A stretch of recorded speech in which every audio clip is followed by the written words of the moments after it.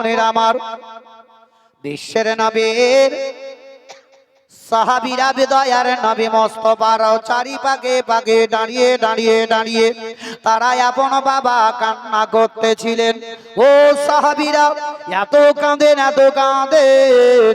মা আয়েশা সিদ্দিকা রাদিয়াল্লাহু তাআলা আনহা একদিকে কান্না করতেছিলেন, এদিকে দয়ার নবী মুস্তাফার বয়োজ্যেষ্ঠ সাহাবী যার নাম হলো হযরতে আবু বকর সিদ্দিক রাদিয়াল্লাহু তাআলা আনহু আপন বাবা মা আয়েশা সিদ্দিকার বাড়িতে চলে গেলেন। আয়েশার বাড়িতে আসার পরে দয়ার নবী মুস্তাফার মাথার নিকটে সিটানে বসে বসে আবু বকর কান্না করে। আবু বকর নবীর দিকে লক্ষ্য করে বলেন, ইয়া রাসূলুল্লাহ, ইয়া হাবিবাল্লাহ, নবী গো, আমি আবু বকর সঙ্গী হারা হয়ে গেলাম, আমি একা হয়ে গেলাম। ও আবু বকর বলেন, ইয়া রাসূলুল্লাহ, ইয়া হাবিবাল্লাহ, নবী গো, আমি উঠতে বসতে চলতে ফিরতে আপনার সঙ্গে আমি আবু বকর বদরের যুদ্ধের ময়দানে, আমি আপনার সঙ্গে আমি আবু বকর উহুদের যুদ্ধের ময়দানে, আপনার সঙ্গে আমি আবু বকর ইয়া রাসূলুল্লাহ মক্কা থেকে হিজরত করে মদিনার রাস্তায় চলতে আমি আবু বকর আপনার সঙ্গে। ও আবু বকর, বিশ্বের নবীর মহব্বতে একদিন নয়, 2 দিন নয়, 6 মাস ধরে জমিনে পিঠ লাগিয়ে ঘুমাননি। 6 মাস ধরে জমিনে পিঠ লাগিয়ে ঘুমাননি। আর আমরা একটা রাতের লেগে আমরা সব ওই আবু বকর সিদ্দিক রাদিয়াল্লাহু তাআলা আনহু নবীর দিকে তাকিয়ে তাকিয়ে তাকিয়ে তাকিয়ে দেখছেন, আর নবীর 2 চোখ দিয়ে পানি পড়ে যায়। বিশ্বের নবীর দিকে লক্ষ্য করে আবু বকর সিদ্দিক সহ্য করতে না পেরে নবী মুস্তাফার মুখে কাপড়টা ঘটিয়ে দিয়ে কপালে একটা চুম্বু দিলেন। জোরে বলুন সুবহানাল্লাহ। ওই আবু বকর চুম্বু দেওয়ার পর ঢেকে দিয়ে মনে মনে চিন্তা করলেন, সমস্ত সাহাবীদেরকে আমি কাঁদা বন্ধ করব। কিন্তু সাহাবী আবু বকর মনে মনে করলেন, আমি যতক্ষণ পর্যন্ত কাঁদা বন্ধ না করব কোন সাহাবীদেরকে মানা করতে পারা যাবে না, তবে নিজেকে আগে কাঁদা বন্ধ করতে হবে।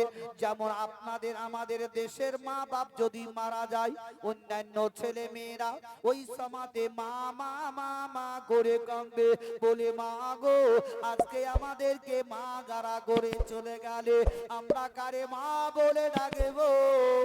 এই বলে যখন চিৎকার করে ছেলে মেয়েরা কাঁদে, অন্যান্য ছেলেরা এসে হাত কানা ধরে বলে, ভাই রে আমারও তো মা গেছে, আমি সবর করে আছি রে ভাই, তো একটু সবর করে দে।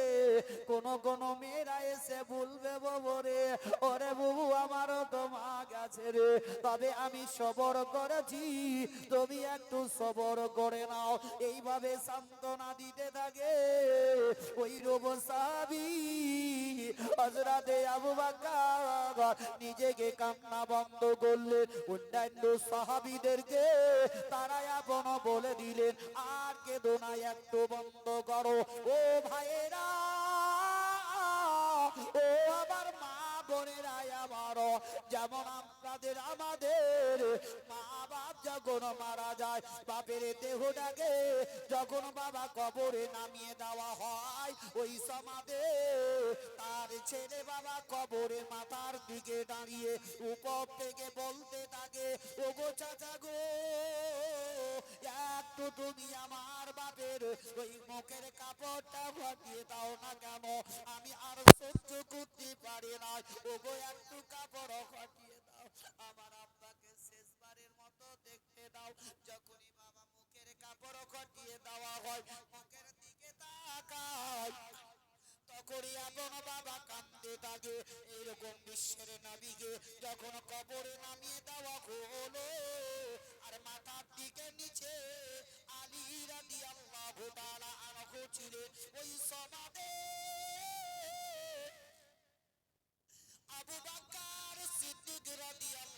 তাআলা আনহু উপর থেকে মাথার দিকে দাঁড়িয়ে দাঁড়িয়ে দাঁড়িয়ে দাঁড়িয়ে সাহাবী আলীকে বলছেন, আলী গো, একটু তুমি আমার বিশ্বের নবীর মুখের কাপড়টা হটিয়ে দাও। ও আলী, একবার হটাও, আমি শেষবার মতো নবীর মুখটা দেখে নিই। আমরা যখন লাশ নামাই তখন বলি না, চাচা একটু হটাও, একবার শেষবারের মতো দেখাও, দেখে দেওয়া হয়। সেই লোক বিশ্বের নবীর মুখটা দেখার জন্য শেরে খোদা হযরতে আলী যখনই বললেন, আলীকে তো আলী মুখটা